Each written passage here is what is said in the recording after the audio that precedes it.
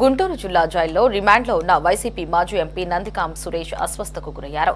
తనకు ఛాతీలో నొప్పి, కడుపులో గ్యాస్ సమస్య ఉందని ఆయన చెప్పడంతో మంగళవారం సాయంత్రం 5 గంటల సమయంలో జైల్లోనే వైద్యులు పరీక్షించి సైలైన్ పెట్టి ఇంజెక్షన్లు ఇచ్చారు. రాత్రి 10 గంటల సమయానికి కూడా సమస్య తగ్గలేదని చెప్పడంతో కొన్ని పరీక్షలు చేయించడానికి గుంటూరు ప్రభుత్వ సమగ్ర ఆసుపత్రికి తరలించారు. ఇక అక్కడ జనరల్ మెడిసిన్ విభాగంలో వైద్యులు ఆయన్ను పరీక్షించారు. బీపీ, మధుమేహం, ఈసీజీ, మూత్ర పరీక్షలు చేసి ఇబ్బంది ఏమీ లేదని వైద్యులు తేల్చి చెప్పారు. ఇక గుండె దడగా ఉందని చెప్పడం, పల్స్ రేట్ ఎక్కువగా ఉండడంతో కార్డియాలజిస్ట్ను పిలిపించారు.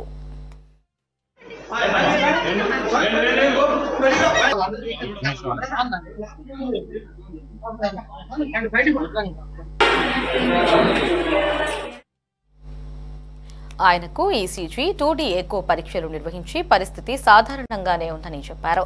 కాస్త జ్వరంగా ఉండడంతో నందికాం సురేష్ చెప్పడంతో ఛాతీలో ఇన్ఫెక్షన్ ఉందేమో తెలుసుకునేందుకు సిటీ స్కాన్ కు రిఫర్ చేశారు.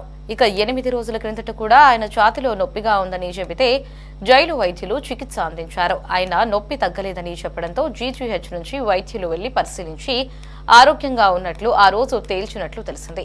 అయితే నందికాం సురేష్ ను గుంటూరు జీజీహెచ్ కు తీసుకువచ్చినప్పుడు ఆయన కుటుంబ సభ్యులు, అనుచరులు ఆసుపత్రికి వచ్చారు.